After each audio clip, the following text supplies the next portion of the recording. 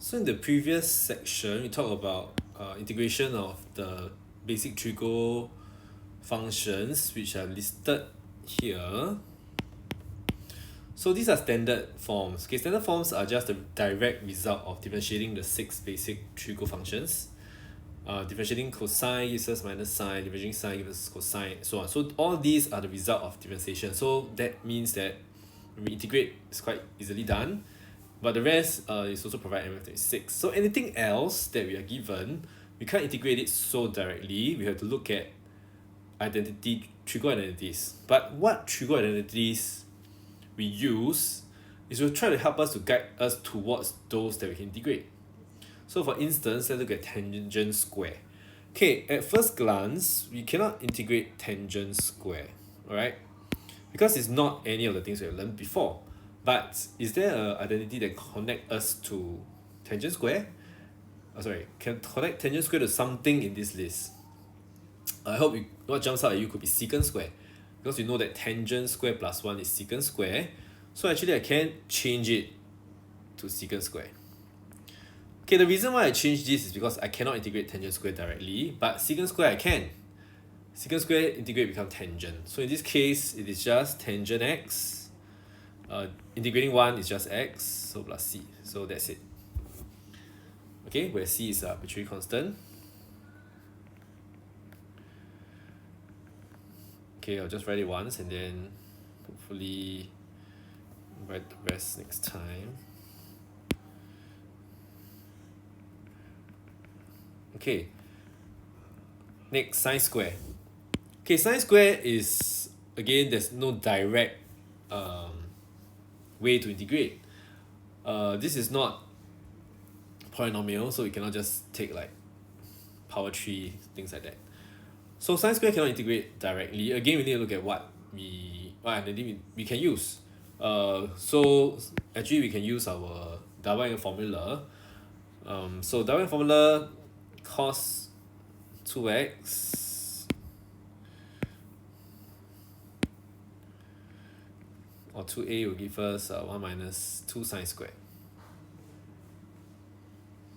So in this case, I can relate sine square to cosine. So cosine, we know that it is, we can integrate that. So I'm going to do that. So changing this will give us 1 minus cos 2x over 2. Okay, I can take out half. So that gives us cosine 2x. Okay, so in this case, you can directly integrate, but since it's the starting, I'm just going to break it down a little bit further. So we can integrate half, of course. Then we can integrate this cos 2x. Okay, so for cos 2x, right? Remember when we integrate, we actually need f prime before we can integrate cosine. So in this case, it's sine fx. So actually, I need a 2 here for me to integrate this directly, but that means I have to compensate with a 2 here as well. So in this case, I will get half x. And what 2 times 2 is 1/4, and I can just get sine 2x plus c. So that's how we deal with cosine 2x. Alright.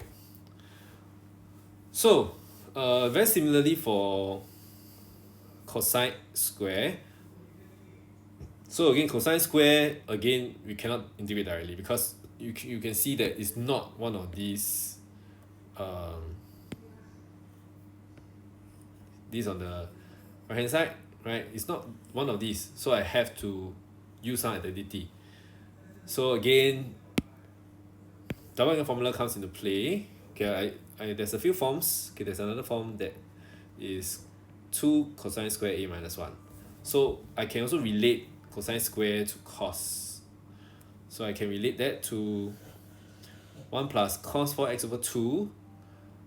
So get to this step. here. Okay, so integrating cos 4x, we get, okay, I'm just going to do it one more time so that since you are new, if you just want to integrate cos 4x, okay, we actually will need a 4 before we can do that, but I need to add a 1/4 so that it's still equal to the integral I want.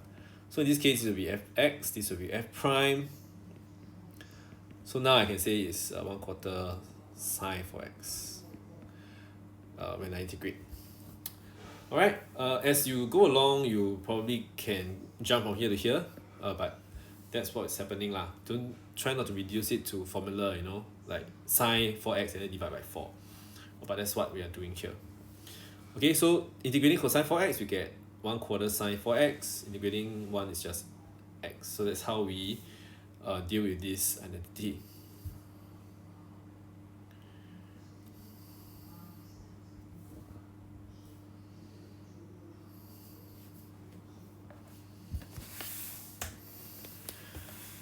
Okay, sorry, one more last one.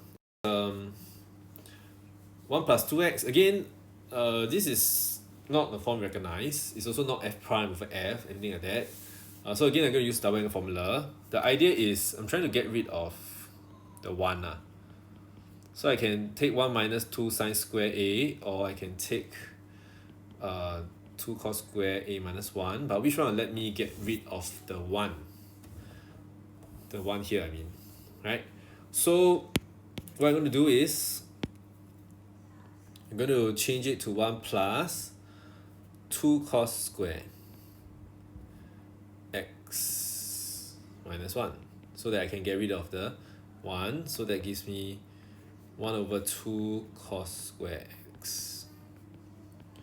Okay, so this will give me half of secant square.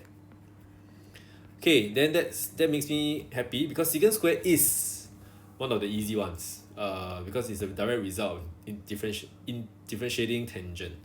So you can just directly integrate to get the answer.